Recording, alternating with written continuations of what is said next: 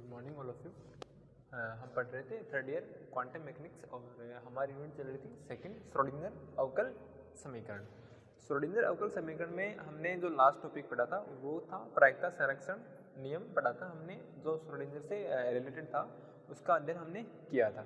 उसके बाद हमने जो धारा घनत्व का मान भी हमने प्रायिकता धारा घनत्व से रिलेटेड एक क्वेश्चन भी किया था, वो भी हमने कर लिया था। अब श्रोडिंगर अवकल समीकरण से रिलेटेड जो क्वांटम मैकेनिक्स में है कुछ प्रॉब्लम्स हैं, जैसे वन डायमेंशन में जो कण की गति होती है वन डायमेंशन बॉक्स में, उसके अंदर कण की गति के लिए श्रोडिंगर अवकल समीकरण किस प्रकार कार्य करता है, उसके लिए आइगन फलन क्या होता है, आइगन मान क्या होता है, वो हम इसके लिए हम फाइंड करने वाले हैं। दूसरा जो रिलेटेड है 2D में, फिर 3D में, और इसी प्रकार जो विभव CD होती है, विभव रोधिका होती है, उसमें कण जो एक समस्या है श्रोडिंगर अवकल समीकरण की, वो क्या कैसे गति करती है, हम वो भी पढ़ने वाले हैं।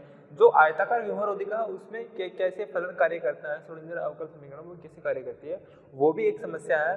फिर जो आती है कि वर्ग विभव कूप है, द्विविमीय सममित बॉक्स है, परिमित सममित वर्ग विभव कूप है, सरल आवर्ती दोलक है और हाइड्रोजन परमाणु, इन सब के लिए जो है श्रोडिंगर अवकल समीकरण हमें निकालने हैं। तो श्रोडिंगर अवकल समीकरण से रिलेटेड कुछ क्वांटम मैकेनिक्स में कुछ समस्याएं हैं, उनका अध्ययन हम कुछ का तो यूनिट सेकंड में करेंगे, जो बाकी कुछ है उनका अध्ययन हम यूनिट 3 में करेंगे।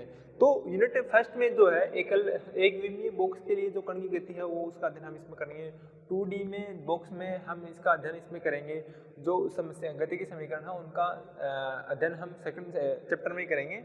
और जो विभव रोधिका है, विभव कूप है, उसका अध्ययन भी हम इसी चैप्टर में करेंगे। और जो आयताकार विभव रोधिका है उसका अध्ययन भी हम इसी चैप्टर में करने वाले हैं। बाकी की कुछ जो 5-6 समस्याएं हैं उनका अध्ययन हम क्या करेंगे, नेक्स्ट चैप्टर में करेंगे। तो सबसे पहले वो कुछ हम लिख लेते हैं कि हम आज क्या पढ़ने वाले हैं। आज वो पढ़ेंगे जो इस चैप्टर में पढ़ेंगे विभव वन डायमेंशन में क्या हो, वन डायमेंशन बॉक्स के अंतर्गत जो कण की गति है उससे रिलेटेड जो श्रोडिंगर अवकल समीकरण है वो किस प्रकार कार्य करती है, उसके लिए क्या आइगन मान फलन आता है, उनका अध्ययन हम आज करने वाले हैं। तो उससे रिलेटेड जो समस्याएं हैं पहले हम उनको लिख लेते हैं, उसके बाद जो हम अपना टॉपिक स्टार्ट करेंगे। तो लिखिए, पहले टॉपिक लगाइए श्रोडिंगर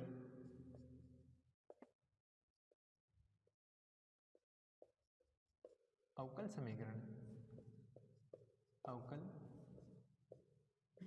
समीकरण से संबंधित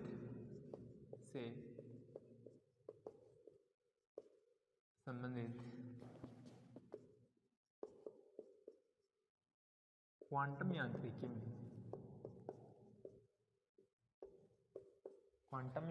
में समस्याएं।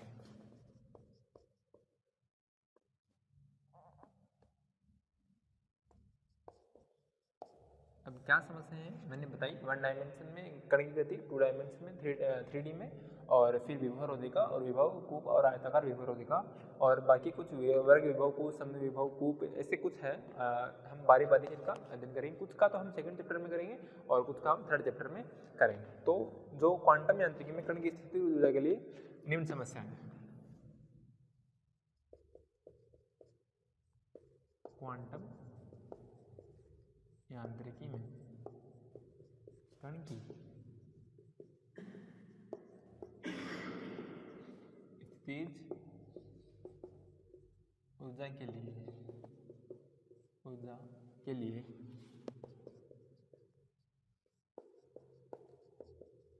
निम्न समस्याएं। पहली, एक विमीय बॉक्स में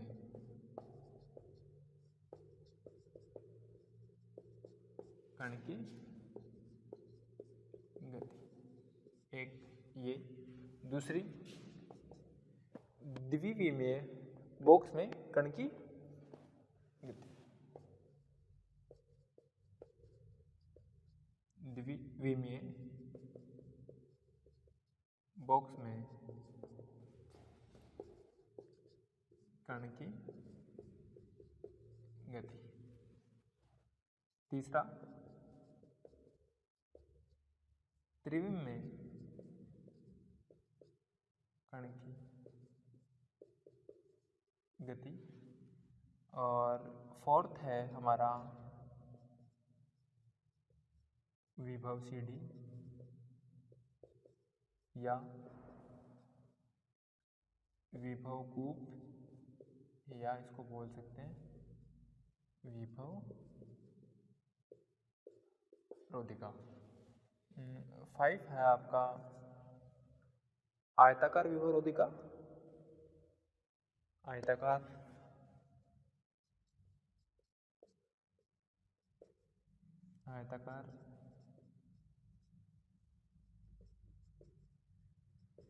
विभव रोधिका या आयताकार विभव प्राचीर।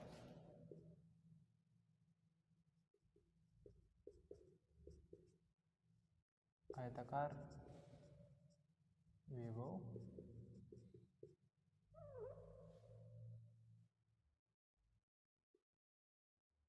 हाँ यहाँ पर विभव रोधिका और या इसको बोलेंगे विभव प्राचीर। ठीक है, जो छठी समस्या है वो है वर्ग विभव कूप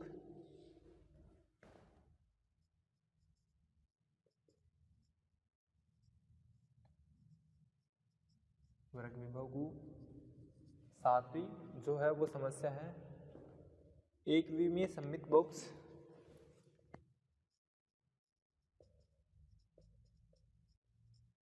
एक विमीय सममित बॉक्स। और आठवीं जो समस्या है वो आपकी परिमित सममित वर्गकूप। परिमित सममित वर्गकूप। नौवीं जो आपकी समस्या है वो है सरल आवर्ती दोलक। सरल आवर्ती दोलक। और जो लास्ट समस्या है वो आपकी है हाइड्रोजन परमाणु।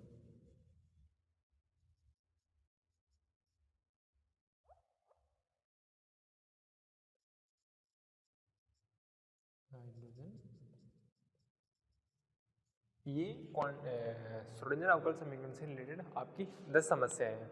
कुछ का अध्ययन तो हम इसी चैप्टर में करेंगे, बाकी का अध्ययन हम नेक्स्ट चैप्टर में करेंगे। ये जो 5 समस्याएं हैं 1 विमीय बॉक्स में कण की गति, 2D बॉक्स में कण की गति, त्रिविम में और विभव सीडी विभव रोधिका या विभव प्राचीर में और आयताकार विभव रोधिका और आयताकार विभव प्राचीर की का अध्ययन तो हम क्या करने वाले हैं, जो हमारा यूनिट सेकंड है श्रोडिंगर अवकल समीकरण उसमें ये अध्ययन करेंगे। बाकी की जो बची हुई है वर्ग विभव कूप है, एक विमीय सममित बॉक्स है, परिमित सममित वर्ग कूप है, सरल आवर्ती दोलक है और हाइड्रोजन परमाणु है। इनका अध्ययन हम किसमें करेंगे, यूनिट 3 में करेंगे। इनका करेंगे यूनिट 2 में और जो बाकी बची हुई है उनका अध्ययन हम कहाँ करने वाले हैं, नेक्स्ट यूनिट में करेंगे।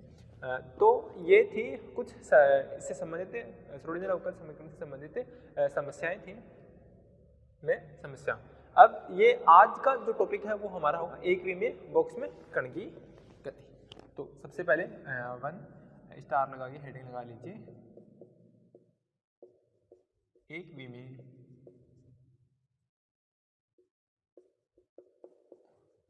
बॉक्स में कण की गति। एक विमीय बॉक्स मतलब इसमें एक विमा होगी, एक ही डायरेक्शन होगी, एक्स ले लो, वाई एक्स या जेड। एक विमीय बॉक्स एक दिशा में एक बॉक्स होगा, उसके डायरेक्शन होगी। हम मान लेते हैं कि हमने डायरेक्शन ली कौन सी, एक्स डायरेक्शन है। यहाँ पर एक्स का मान है 0 है और यहाँ पर मान लेते हैं एक्स का मान कितना 1 है। इस कंडीशन पर जो ये मान लेते हैं इधर इनकी इनफाइनाइट पॉइंट है, ये यहाँ पर हम मान लेते हैं कि यहाँ पर जो तरंग फलन है वो साई 1 है।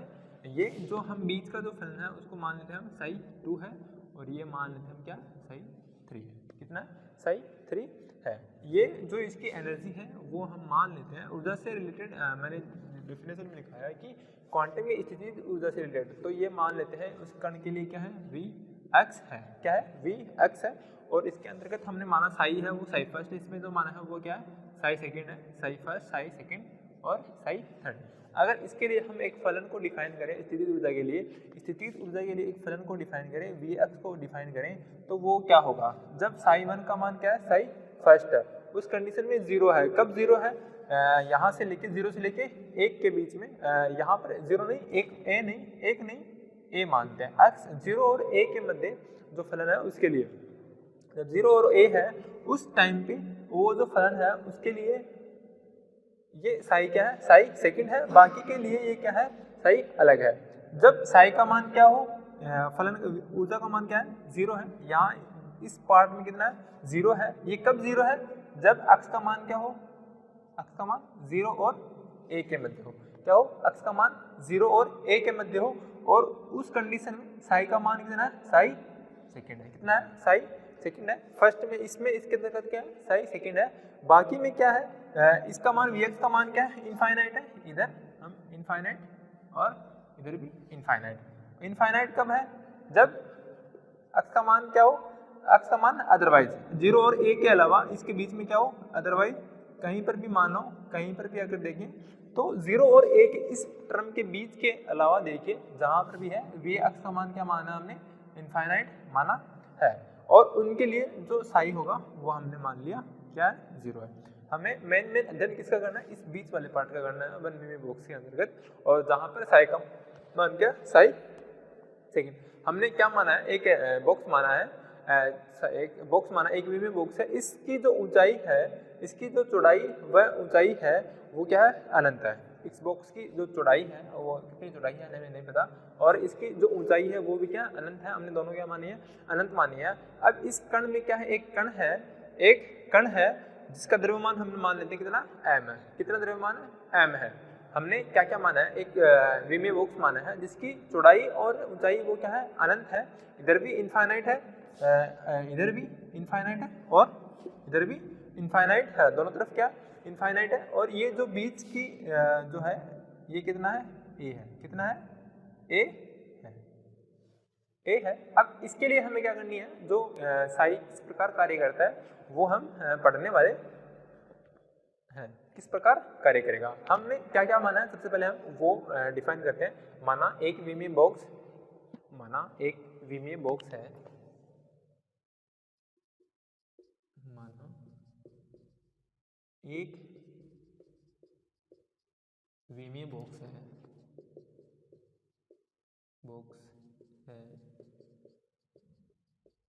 जिसकी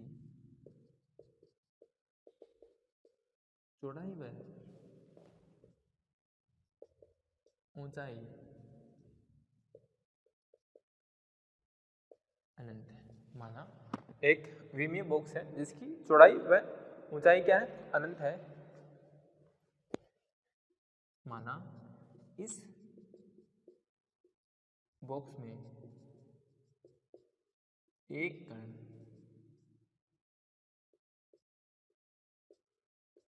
उपस्थित है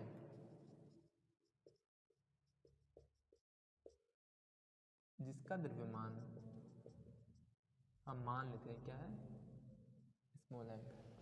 इसका द्रव्यमान क्या है? स्मॉल m है। हमने माना एक विमीय बॉक्स है जिसकी चौड़ाई व ऊंचाई तो क्या है? अनंत है, और इस बॉक्स में एक कण उपस्थित है जिसका द्रव्यमान क्या है? स्मॉल m है। अब इसके लिए जो श्रोडिंगर अवकल समीकरण है वो हम काम में लेंगे जो समय पे डिपेंडेंट नहीं है। क्या? समय अनाश्रित समीकरण है, हम उसका यूज लेंगे। समय अनाश्रित समीकरण कौन सी है? h कैरेट साई बराबर e caret psi. h caret यहाँ पर क्या है? हेल्मटोनियम संकारक है। e कैरेट क्या है? ऊर्जा संकारक है। हम इसका यूज करेंगे। तो आगे लिखिए इसकी गणितीय गणना। ये कुछ समस्याएं हैं, इनका हम बाकी कुछ का अध्ययन तो हम यहाँ करेंगे। बाकी का सबसे पहले हम अध्ययन करें एक विमीय बॉक्स में कण की गति, फिर उसके बाद हम इसमें करेंगे द्विविमीय बॉक्स में कण की गति।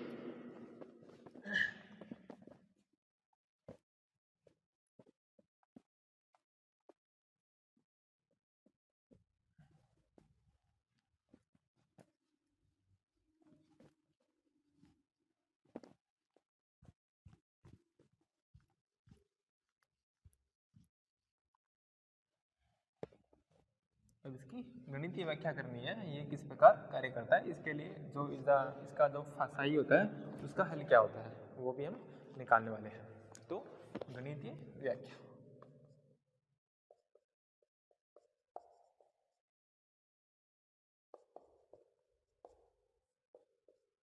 इसका सॉल्यूशन हम जो है समय अनाशी समीकरण है उसकी हेल्प से फाइंड करते हैं। हम जानते हैं कि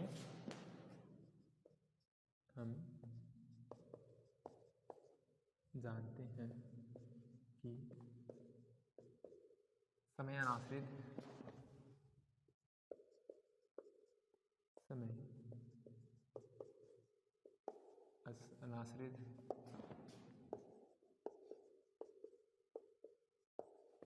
श्रोडिंगर अवकल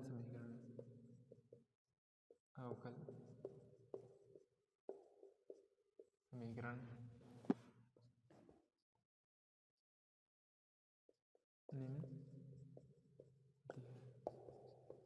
एच कैरेट साई बराबर ई कैरेट साई, जहाँ पर एच कैरेट क्या है, एच कैरेट हेलेम्टोनियम संकारक, इसका मान होता है एच कैरेट का मान जो होता है वो होता है माइनस एच कैरेट का square upon 2m del square plus V R, यहाँ पर वी आर क्या है, स्थितिज ऊर्जा। ये जो होता है वो क्या कहलाएगा, अपना हेलेम्टोनियम संकारक कहलाएगा। इसकी वैल्यू हम यहाँ रखेंगे। एच कैरेट की वैल्यू जो होती है हेलेम्टोनियम संकारक होती है। हेलेम्टोनियम संकारक क्या होता है, क्वांटम मैकेनिक्स में जो संपूर्ण ऊर्जा होती है, स्थितिज ऊर्जा और गतिज ऊर्जा, उन दोनों का योग क्या कहलाता है, हेलेम्टोनियम संकारक कहलाता है।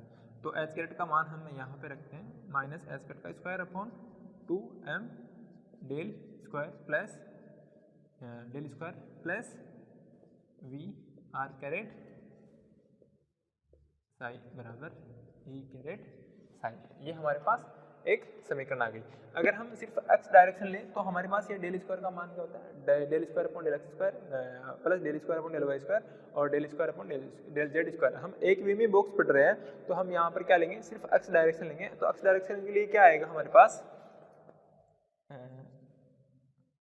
x दिशा के लिए, x दिशा के लिए क्या होगा, माइनस एच कट का square upon 2m del square की जगह क्या आएगा, del square upon del x square. One dimension ले रहे हैं, डेल स्क्वायर का मान कितना होता है, del square upon del x square, del square upon del Y square, del square upon del Z square. हम सिर्फ एक्स डायरेक्शन ले रहे हैं, वाई और जेड डायरेक्शन नहीं ले रहे हैं। एक्स डायरेक्शन के लिए del square upon del x square plus यहाँ पर स्थितिज ऊर्जा का भी फलन क्या एक्स दिशा ही होगी, साथ में साई बराबर ई कैरेट साई।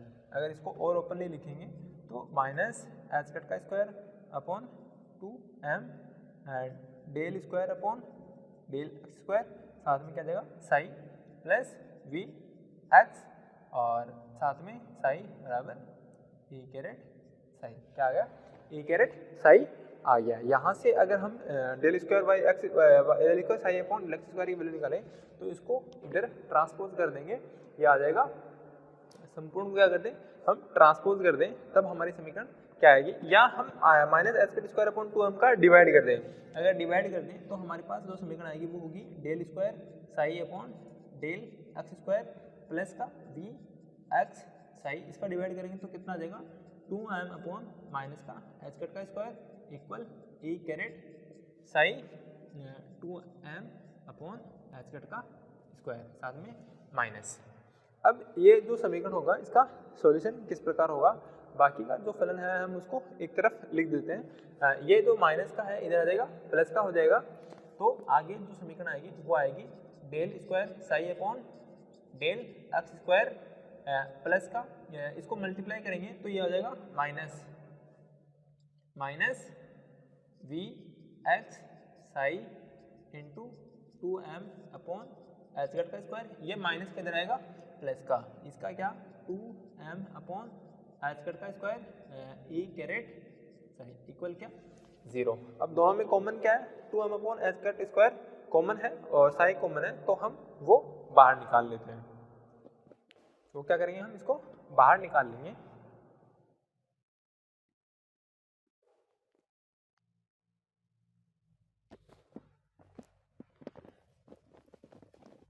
ये फलन हमें याद रखना है, अभी काम में आएगा। हम सिर्फ किसके लिए पढ़ रहे हैं, 0 और a के मध्य हम फलन लेंगे, वो लेंगे साई इक्वल करेंगे साई सेकंड लेंगे, यहाँ पर हम सिर्फ साई सेकंड का ही अध्ययन करेंगे उसके, और बाकी के लिए तो क्या है, इनफाइनाइट है। एनर्जी का मान क्या है, स्थिर ऊर्जा का मान इनफाइनाइट है।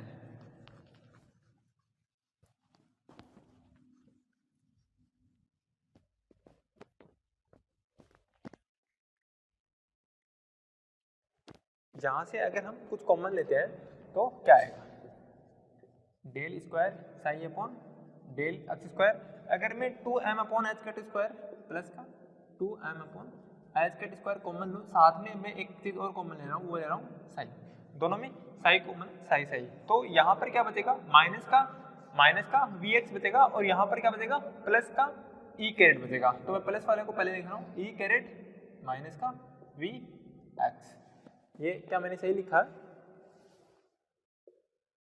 अरे यहाँ से 2m upon H cut square Sai common लिया तो यहाँ पर बचेगा ई कैरेट, अगर यहाँ से कॉमन लूँ 2m upon H cut square Sai तो यहाँ पर क्या बचेगा vx, और मैंने वही लिखा, प्लस वाले को पहले और माइनस वाले को बाद में। अब यहाँ पर हम सिर्फ x डायरेक्शन ले रहे हैं, तो यहाँ पर यह r था वो त्रिविम के लिए था, x के लिए सिर्फ x डायरेक्शन, तो वही लिखा मैंने, कॉमन लिया 2m upon H cut square Sai, और इसके इक्वल क्या चल रहा है हमारा 0 चल रहा है। अब हमने क्या लिया है, जो फलन है हम किस पे कार्य कर रहे हैं कि x का मान कहाँ से कहाँ तक वेरी कर रहा है, 0 और a के मध्य वेरी कर रहा है, उस स्थिति में जो साई का मान क्या होगा, साई सेकंड होगा, क्योंकि x का मान क्या है 0 और a के मध्य, तो उस कंडीशन में साई का मान कितना है, साई सेकंड, कितना ले रहे हैं हम, साई सेकंड ले रहे हैं, और वहां पर जो Vx की जो एनर्जी है, जो ऊर्जा है वो क्या है, 0 है। क्या है, जब हमने फलन लिखा था स्थिर ऊर्जा का, वो फलन लिया था, तो हम सिर्फ 0 और a के मध्य पढ़ रहे हैं, तो वहां पर इसका मान क्या होगा, 0 होगा। तो उस कंडीशन में आता है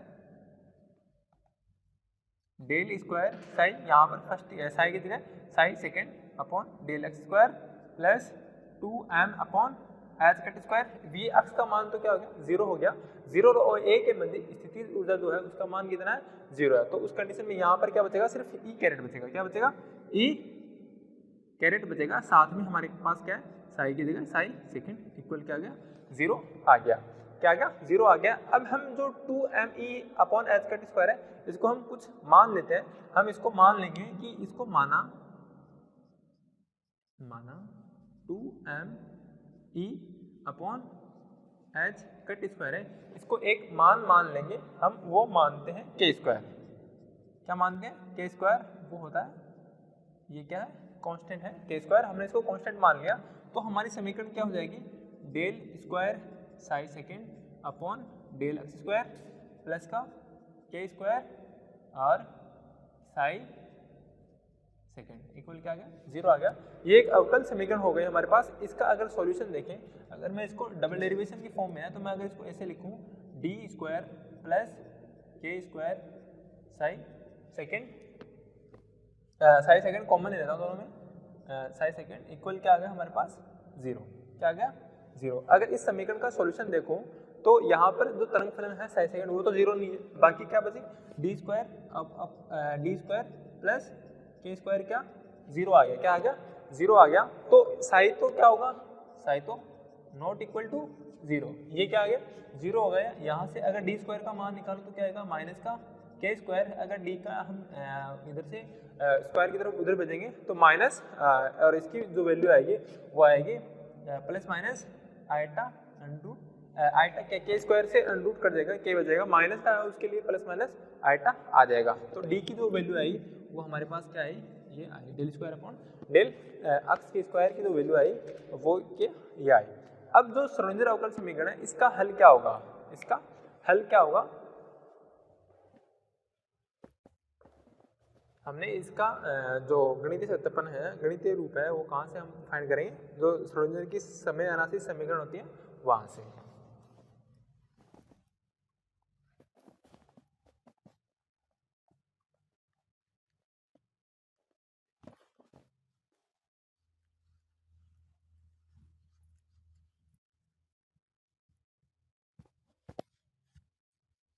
तो डी इक्वल क्या आ गया, प्लस माइनस आइटा क्या आ गया, तो उस कंडीशन में श्रोडिंगर अवकल समीकरण उसका हल क्या होगा।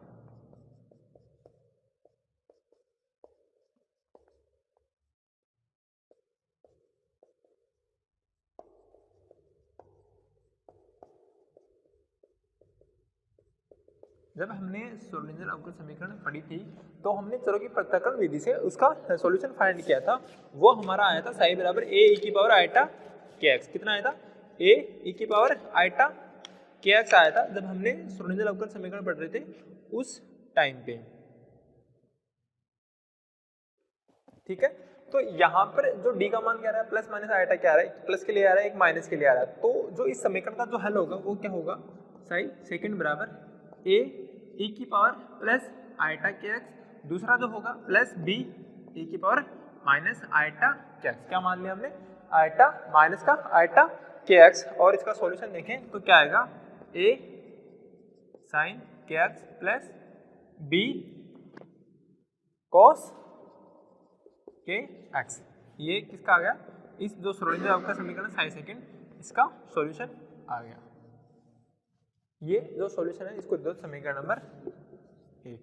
अब हम इस समीकरण जो हम यहाँ पर फाइंड करने वाले हैं, अब हम क्या क्या कंडीशन से ले सकते हैं। एक तो थी हमारे पास जब वी में बॉक्स ले रहे थे स्थिति ऊर्जा ली थी हमने, एक तो ली थी एक्स इक्वल 0 पर ली थी, एक एक्स इक्वल ए पर ली थी। तो एक्स इक्वल 0 और ए पर हम इस वो सीमाएं लगा कर देखेंगे कि हमें ए और बी का मान भी फाइंड हो जाए। इससे हमें ये समीकरण जो है इसका संतुष्ट मिल जाएगा। ए और बी का मान हम वहां से फाइंड कर लेंगे, एक तो एक्स इक्वल 0 पर, एक एक्स इक्वल ए पर। तो सबसे पहले जो हमारे पास परिसीमा है वो क्या लेंगे, हम एक्स इक्वल 0 लेंगे, फिर लेंगे एक्स इक्वल ए। तो उस कंडीशन में इसका मान किस प्रकार चेंज होगा, वेरी होगा। तो लिखिए परिसीमा प्रतिबंध से,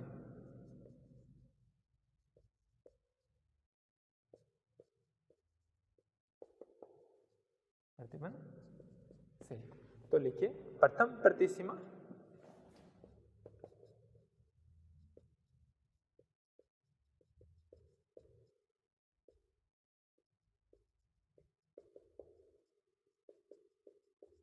प्रथम परिसीमा प्रतिबंध कौन सा था, एक्स इक्वल 0 पर। तो साई सेकंड का मान किस पर, एक्स इक्वल 0 पर। उस टाइम पे क्या होगा, 0 होगा। क्या होगा, 0 होगा। तो वहां पर अगर समीकरण 1 से मान रखें, समीकरण 1 से यहाँ पर अगर मैं एक्स इक्वल 0 रख रहा हूँ, साई सेकंड की जो समीकरण है वो है ए साइन के एक्स प्लस बी कोस के एक्स। इसका मान एक्स इक्वल 0 पर कितना है, 0 है। अगर मैं 0 रखूँ ए साइन के एक्स, साइन के साइन 0, ए साइन 0 प्लस बी कोस 0, कितना हो गया, 0। ये साइन 0 का मान कितना होता है, 0, 0 को ऐसे गुणा करेंगे 0, बच गया क्या, बी कोस 0, कोस 0 का मान कितना होता है, 1 होता है। तो b बराबर कितना आ गया, 0 आ गया। कितना आ गया, b बराबर क्या आ गया, 0 आ गया। अब जब 0 आ गया तो b का मान, तो हमारे पास समीकरण 1 से साई की जो समीकरण रह गई वो क्या रह गई। तो लिखिए आगे,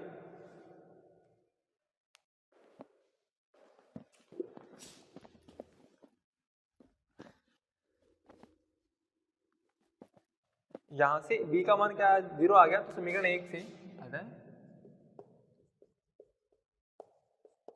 समीकरण 1 से साइन सेकंड का मान कितना आएगा, a साइन के एक्स। कितना आ गया, a साइन के एक्स। इसको मान लेते हैं हम समीकरण 2। अभी तक तो ये क्या आ गया, ये सॉल्यूशन हमारा आ गया। अब जो दूसरी परिसीमा प्रतिबंध वो क्या, एक्स इक्वल a पर। कितना, एक्स इक्वल a पर। तो सेकंड द्वितीय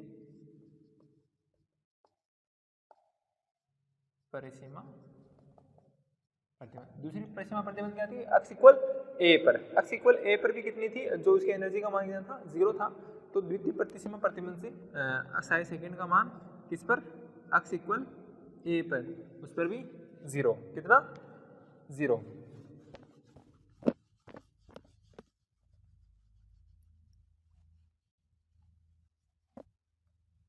अब 0 है तो यहाँ पर ये समीकरण रखेंगे, ये आएगी हमारे पास a साइन के एक्स, किस पर, एक्स इक्वल a पर, कितना, 0।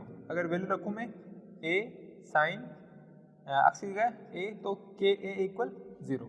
अब यहाँ पर अगर हम थीटा की बात करें, a तो किस में चला जाएगा, डिवाइड में चला जाएगा। तो हमारे पास समीकरण किसकी बचेगी, सिर्फ साइन के ए की साइन के ए की समीकरण का वैल्यू कितनी आ गई 0 आ गई। अब साइन का मान 0 का तो होता है, एक तो 0 पर होता है, एक पाई पर होता है। कितने पर होता है? एक तो 0 पर होता है, एक पाई पर होता है। तो जो इसका सोल्यूशन होता है वो होता है साइन एन पाई। कितना होता है? एन पाई। साइन से साइन कट जाएगा तो हमारे पास जो के ए की जो समीकरण आएगी उसके बराबर क्या आ गया? एन पाई आ गया। अरे अगर यहाँ से हमारे पास के ए इक्वल क्या आ गया? एन पाई आ गया। तो हमारे पास अगर के की वैल्यू निकालें तो के की वैल्यू कितनी आ जाएगी हमारे पास? एन पाई अपॉन ए। कितनी आ जाएगी? एन पाई अपॉन ए। इसका मान कहाँ रख देंगे हम? समीकरण 2 में रख देंगे। कहाँ रख देंगे? 2 में रख देंगे। तो के का मान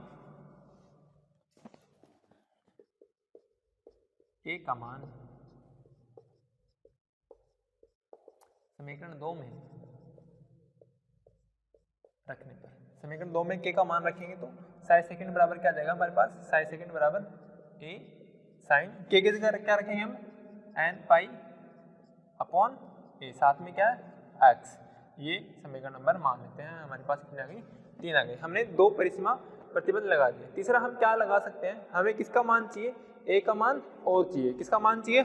जो हमारे पास कांस्टेंट है ए, इसका मान और चाहिए। इसके लिए क्या प्रतिबंध लगाए? जब हमने श्रोडिंगर अवकल समीकरण पढ़ी थी तो हमने ये बताया था कि ये क्या होती है? परसामान्यीकृत होती है। क्या होती है? परसामान्यीकृत होती है। अगर हम परसामान्यीकृत की कंडीशन लगाएंगे साई और साई सेकंड साई स्टार का परसामान्यीकरण कराएंगे तो उसका मान कितना आएगा? 1 आएगा। कितना आएगा? 1 आएगा।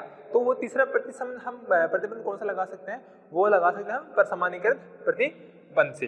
ठीक है।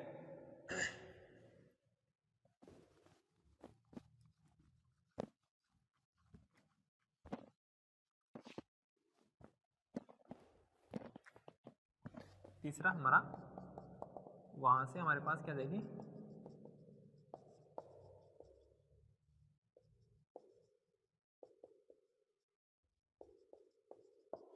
परसामान्यीकृत प्रतिबंध से। परसामान्यीकृत प्रतिबंध है वो, उससे हम ए का मान है वो फाइंड करेंगे और उसका मान हम जो इस ए का मान जो फाइंड करेंगे वो हम नेक्स्ट एग्जाम में करेंगे। आज के लिए इतना ही। याद रखना है कि श्रोडिंगर अवकल समीकरण जो हल था वो साइन सेकंड बराबर कहाँ तक आ गया था? ए इक्वल साइन पाई अपॉन के, साइन पाई के की जगह क्या आ गया? एन पाई अपॉन ए एक्स। ये इतना आ गया था। इसके आगे जो हम ए का मान हम परसामान्यीकृत प्रतिबंध से करेंगे वो है अगली कक्षा में करेंगे। आज के लिए इतना ही।